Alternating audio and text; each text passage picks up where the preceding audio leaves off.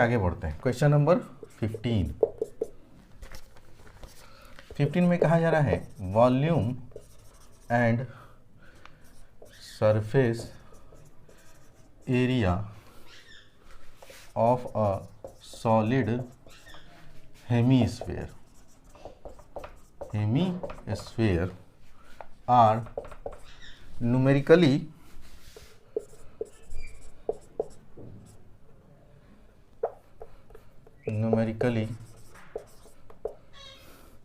Equal है। तो आपसे पूछा गया what is the diameter of the hemisphere, what is the diameter of the hemisphere. तो आपको सर हेमीस्फेयर का डायमीटर पता करना है। ऑप्शन है कुछ इसके ऐसे 4.5 यूनिट, बी का है 9 यूनिट, सी का है 4 यूनिट और डी का है 8 यूनिट। ठीक है दोस्तों, यही है क्वेश्चन। अब ये क्वेश्चन आया तो वॉल्यूम एंड सरफेस एरिया से आया, तो जिस लड़के को फॉर्मूला एकदम अप टू है ना, मार्क है पूरा अप टू याद है उसको फॉर्मूला, उसको कोई दिक्कत नहीं होगा। क्योंकि एक बात याद रखना, जो भी कमज़ोर बच्चे उनको at least volume and surface area का फॉर्मूला एकदम कंठ पे याद होना चाहिए। क्योंकि बहुत सारे एग्जाम में भी क्वेश्चन मिलेंगे जो डायरेक्ट फार्मूला पुटिंग सवाल होगा। जैसे उनमें से एक सवाल ये पूछा गया है डीपीएस में, क्या है कि volume and surface area of a solid hemisphere are numerically equal. पहले ये बताओ, कह रहा है कि वॉल्यूम और एरिया किसका, हेमिस्फीयर का न्यूमेरिकली इक्वल है। लो बराबर करो। वॉल्यूम क्या होता है हेमिस्फीयर का, 2/3 पाई आर क्यू। एरिया क्या होता है, अगर एरिया की बात कर रहा है, फिगर सिंगल है या कॉम्बिनेशन है, आप बोलेंगे सर फिगर सिंगल है क्योंकि हेमिस्फीयर की बात कर रहा है, तो हमेशा टोटल सरफेस एरिया लेंगे। और टोटल सरफेस एरिया जो होता है हेमिस्फीयर का वो होता है 3πr²। आप बोलो पाई से पाई गया सर, 2 रेडियस से 2 रेडियस गया तो 1 रेडियस बचा। अब जो बचा वो लिखो, ऊपर में बचा 2r, नीचे में बचा 3 और इधर बचा 3। सर 2r बराबर ये डिवाइड में था, मल्टीप्लाई कर दिए तो यहाँ से रेडियस का वैल्यू कितना आ गया 9/2। और आपसे बोला गया कि सर डायमीटर बताइए, डायमीटर। और डायमीटर क्या होता है दोस्तों, 2 टाइम्स ही तो होता है रेडियस का, 2 गुना। तो यहाँ से 2 गुना करो, आंसर कितना आ गया 9 यूनिट। और इस सवाल का आंसर 9 था। कोई ज़रूरत नहीं है आपको एग्ज़ाम में बैठ के सॉल्व करने का, है ना। आप एमसीक्यू जब भी बनाए आप, और इस तरह से पेपर मिलेगा ना आपको, तो एक तरफ इस तरह से आप लोग रफ कर दें और इधर सॉल्यूशन 1 का जो आंसर है ए तो ए लिखेंगे, 2 का जो आंसर है सी तो मान लो सी लिखेंगे। अब जैसे हम 15 बना रहे हैं तो 15 का आंसर हमारा कौन सा आया बी। ऐसे मार्क करना आपको, इधर ऐसे करना है दोस्तों, इधर आप रफ कीजिए। कभी भी सॉल्यूशन के साथ साथ बनाना मत करना। हमें एमसीक्यू है, हमें 4 ऑप्शन में से एक ऑप्शन सही करना है, सही हुआ सही नंबर देगा। मान लो किसी बच्चा को, ठीक है ना, नहीं आ रहा है सवाल और उसने तुक्का लगा दिया, टिक लगा दिया, क्योंकि नेगेटिव मार्किंग तो है नहीं। हो सके 4 ऑप्शन में से उसका किस्मत अगर अच्छा है तो उस पर नंबर मिल जाएगा। इसलिए एमसीक्यू क्वेश्चन कभी भी एग्जाम में छोड़ना नहीं, जो लगे मार देना।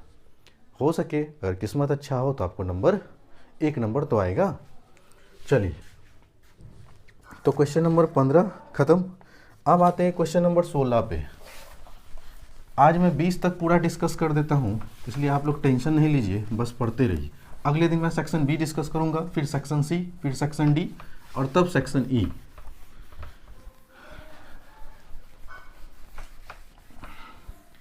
आइए दोस्तों,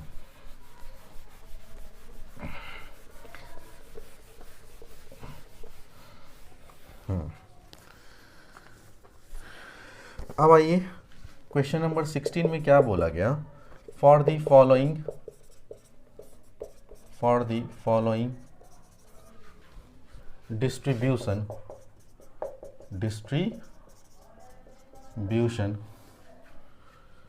है ना। आपसे पूछा गया कि मॉडल क्लास बताइए कि मॉडल क्लास क्या है। और एक तरफ यहाँ पे आपको दिए हुए हैं मार्क्स और एक तरफ दिया हुआ है दोस्तों नंबर ऑफ स्टूडेंट्स। आओ फटाफट लिखो। ये बोला गया है बिलो 10 थोड़ा सा मैं वीडियो को पॉज कर देता हूँ क्योंकि क्वेश्चन लंबा है।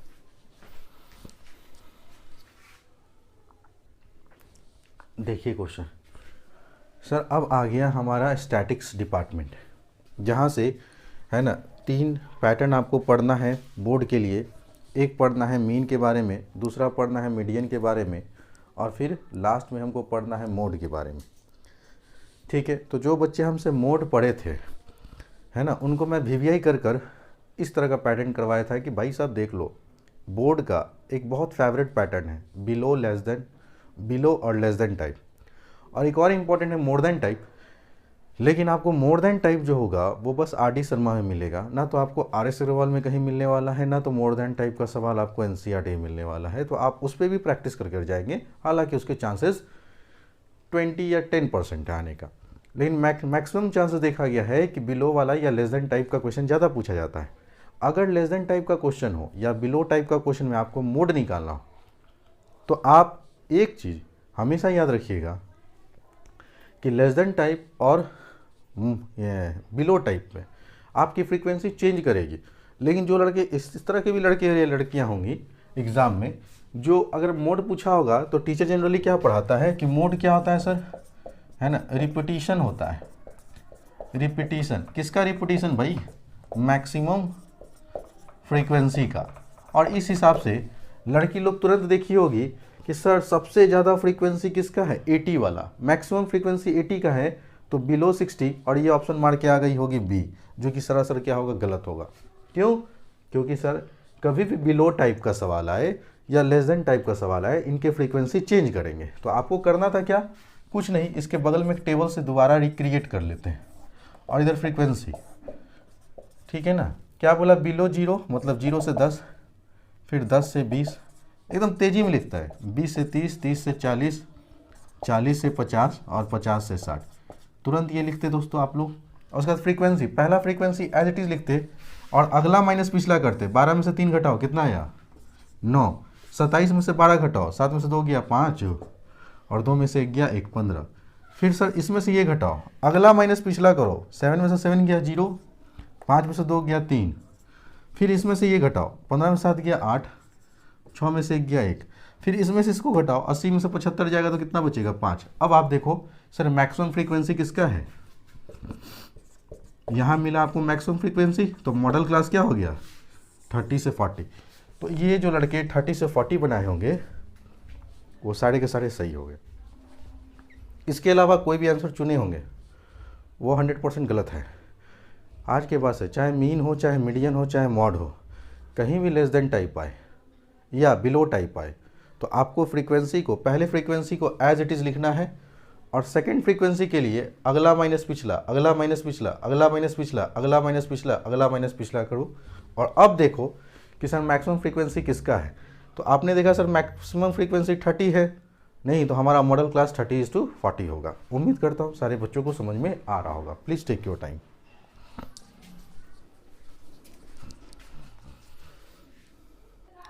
आइए स्टूडेंट, अब आइए सर स्टैटिक्स डिपार्टमेंट में हम लोग बहुत आगे की ओर बढ़ रहे हैं। क्वेश्चन है सर सिग्मा FI, सिग्मा किसको रिप्रेजेंट करता है दोस्तों, जिन बच्चों को नहीं मालूम वो थोड़ा जान लो कि सर इस तरह का अगर कहीं भी सिंबल दिखता है ना तो इसको कहते हैं सिग्मा।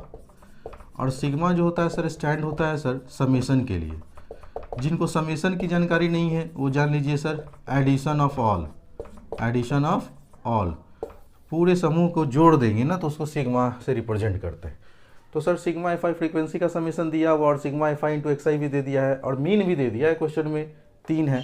तो मीन का फॉर्मूला बहुत बचकाना है दोस्तों सवाल।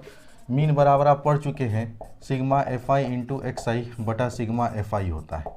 मीन दिया हुआ है, पुट करो, सिग्मा FI इंटू XI दिया हुआ है ना 3P प्लस का 36, और सर सिग्मा FI कितना है 15, क्रॉस मल्टीप्लाई करो दोस्तों और आगे बढ़ते चलो। 45, 15 3 जा 45, 3P प्लस का 36।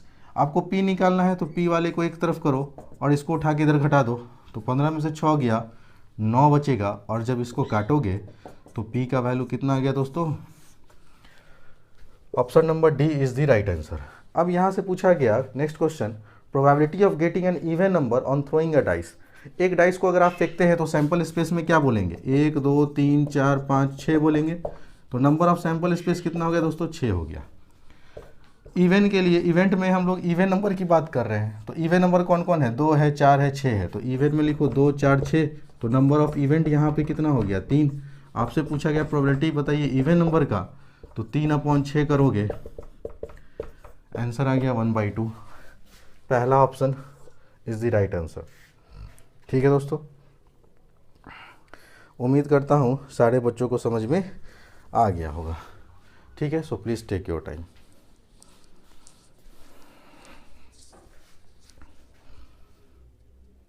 आइए दोस्तों, अब 2 क्वेश्चन और बच गया है, वो है आपका, है ना, MCQ का एजर्सन और रीज़न टाइप के प्रॉब्लम। तो आप लोग सबसे पहले एजर्सन रीज़न में देखिए करना क्या होता है और क्या दिया होता है और कैसे इसको सॉल्व करते, वो भी आपको तरीका मैं एक एक करके सिखा रहा हूँ। सबसे पहले direction for question 19 and 20। In question number 19 and 20 a statement of एजर्सन which is represented by capital A is followed by a statement of reason which is represented by capital R. Choose the correct option. अब कहता है क्या चीज़, पहला option में कि अगर assertion and reason are true, assertion भी सही है, रीज़न भी सही है, दोनों ट्रू है, and reason is the correct explanation of assertion, तो आप ऑप्शन ए टिक करेंगे। दूसरा ऑप्शन में ऐसे देगा आपको कि both assertion and reason are true but reason is the not correct explanation of assertion, तो आप ऑप्शन नंबर बी चूज़ करेंगे। और एजर्सन अगर ट्रू है बट रीज़न फॉल्स है, तो आप ऑप्शन सी चूज़ करेंगे। और अगर एजर्सन ही फॉल्स है और रीज़न ट्रू है, तो आप ऑप्शन डी चूज़ करेंगे। अब इस अकॉर्डिंग सबसे पहले आप आइए क्वेश्चन नंबर 19 का एजर्सन देखते हैं और पढ़ते हैं क्या ये बात सही है। एक स्टेटमेंट दिया हुआ है, आपको देखना है कि ये सही है कि नहीं।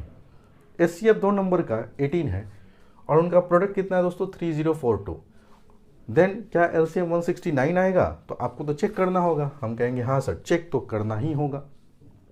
अच्छा, इफ रीजन देखो तो if A and B are 2 positive integers then SCF into LCM बराबर A इंटू B। इसका मतलब रीजन तो सर सही है अपने जगह पे। अब हमें चेक करना है क्या मेरा एजर्सन सही है। तो आप पढ़े हैं ना हमसे, SCF इंटू LCM बराबर होता है सर प्रोडक्ट ऑफ 2 नंबर्स के दोस्तों। SCF क्वेश्चन के अकॉर्डिंग कितना दिया हुआ था, थोड़ा सा जगह बनाना पड़ेगा। ठीक है, तो SCF लिखता हूँ यहाँ पे। SCF कितना है दोस्तों, 18। सर LCM निकालना है और प्रोडक्ट ऑफ नंबर है 3042। तो आप 18 से 3042 में डिवाइड कर देख लो। तो हम देखते हैं दोस्तों यहाँ पे, इस 3042 में 18 से डिवाइड करो, तो 18 × 1 = 18, 10 में से 8 गया 2, 2 में से 1 गया 1 और फिर आया 24। अब अगर हम 18 को 6 से डिवाइड करते हैं तो 8 × 6 = 48, 4 6 × 6 6 4 10, 108। तो हम ले गए सर कितनी बार में, 6 बार में 108। 14 में से 8 गया 6, यहाँ 1 बचा और यहाँ 2 बचा। अब 18 को अगर हम 9 से डिवाइड करें, मल्टीप्लाई करें, 9 8 = 72, 9 × 1 = 9 और ये 16, तो 9 बार में ये पूरी कट गया। और एजर्सन कह भी रहा था कि LCM 169 है। इसका मतलब आप इस ऑप्शन में कौन सा सुनेंगे कि sir assertion and reason both are true and reason is the correct explanation of assertion. और रीजन क्या है, करेक्ट एक्सप्लेनेशन एजर्सन का। तो जो ऑप्शन में ये रहेगा आप वो चूज़ करेंगे। तो इस तरह से 19 भी खत्म। अब आते हैं दोस्तों क्वेश्चन नंबर 20 पे, है ना। तो पहला भी ऑप्शन सही था, दूसरा भी ऑप्शन सही था और दूसरा ऑप्शन पहले स्टेटमेंट का करेक्ट एक्सप्लेनेशन भी था। आइए, तो जिन्होंने पहला ऑप्शन चुना होगा उनका 100% सही होगा। अब इस क्वेश्चन में आओ, एजर्सन स्टेटमेंट क्या कहता है कि वैल्यू जो होगा y का 6 आना चाहिए, for which the distance between the point P and Q कितना दिया हुआ है दोस्तों, 10। तो हमेशा मैं बोला हूँ कि कभी भी अगर डिस्टेंस दिया हो तो आप पहले फिगर ड्रॉ करो। P का कोऑर्डिनेट लिखो 2, -3, Q का कोऑर्डिनेट है 10 का y और इन दोनों के बीच का डिस्टेंस कितना है, 10 यूनिट। तो हमसे अगर आप पढ़े थे तो याद कीजिए PQ बराबर 10 बोले थे। अब स्क्वायरिंग बोथ साइड, ऑब्जेक्टिव बना रहे, इतना लिखेंगे नहीं, अगला माइनस पिछला करेंगे दोस्तों। अगला माइनस पिछला, x में से x को घटाना, y में से y को घटाना था। 10 - 2 का होल स्क्वायर, 10 - 2 का होल स्क्वायर, फिर y में से y घटाओ तो माइनस है ना 3, तो माइनस माइनस क्या हो जाएगा, प्लस हो जाएगा। और 10 का स्क्वायर करोगे तो कितना आएगा, 100। यहाँ देखो सर 10 में से 2 गया 8, 8 का स्क्वायर कितना, 64। ये हो गया a प्लस बी का होल स्क्वायर, तोड़ो इसको, a square plus B square plus 2ab बराबर 100। फर्दर देखें सर वाई स्क्वायर प्लस का 9 प्लस का 6y, और 100 में से अगर ये 64 उधर घटेगा तो क्या बचेगा दोस्तों, 36। आगे बढ़ो, एकदम आगे बढ़ो, रुकना नहीं है, चेक करो। तो अब क्या देख रहे हैं दोस्तों, इस 36 को इधर लाएंगे तो वाई स्क्वायर प्लस का 6y, और माइनस में आएगा, 36 में से 9 जाएगा तो 16 में से 9 गया 7, 27 बचेगा दोस्तों। अब इसको फैक्टराइज कर देंगे ना आराम से, Y square plus 9y minus का 3y माइनस का 27 बराबर 0। सर y कॉमन ले लो तो y प्लस 9, यहाँ से माइनस 3 कॉमन ले लो तो y प्लस 9। अब इसको अगर मैं फर्दर सॉल्व करूँ तो y प्लस 9 दो बार आया कॉमन, और यहाँ पे हो जाएगा y माइनस 3 बराबर 0। तो आइदर हम क्या देखेंगे सर यहाँ पे कि y का दो वैल्यू आएगा, या तो -9 या तो y का वैल्यू 3 आएगा।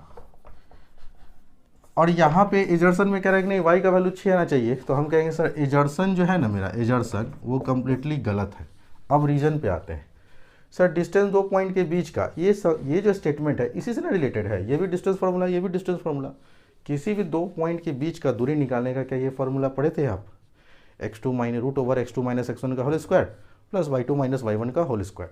तो हम कहेंगे a फॉल्स है लेकिन b क्या है सर, ट्रू है। तो इस तरह से आपने देखा दोस्तों कि जितने भी अभी दिल्ली पब्लिक स्कूल के MCQ के क्वेश्चन जो थे बेसिक स्टैंडर्ड मैथ के, वो मैंने एक एक कर आपके सामने डिस्कस कर दिया। ठीक है दोस्तों, इसके बाद हम लोग सेक्शन बी, फिर सेक्शन सी, फिर सेक्शन डी, इस तरह से हम वीडियो लाते रहेंगे। और जब तक आपका बोर्ड का एग्ज़ाम नहीं हो जाता तब तक मैं हर दिन कोशिश करूँगा कि एक वीडियो आप लोग के लिए लाते रहूँ, ताकि आप घर बैठे जिनसे भी पढ़ें, कहीं भी पढ़े हों, इस तरह से कभी नहीं पढ़े होंगे, ये मेरी गारंटी है। आपको आराम से मैं सिखाऊंगा, आप बस सीखते रहिए। जो भी चैप्टर आप लोग का कमज़ोर है आप कमेंट सेक्शन बॉक्स में भर दीजिए कि सर मुझे ये चैप्टर पढ़ा दीजिए, मुझे ये चैप्टर पढ़ा दीजिए। मैं ज़रूर कोशिश करूंगा दोस्तों पढ़ाने का। Thanks for watching. मिलते हैं बहुत जल्द अगले क्लास में। वीडियोस पे लाइक, शेयर और सब्सक्राइब करना ना भूलिएगा दोस्तों। Thanks for watching.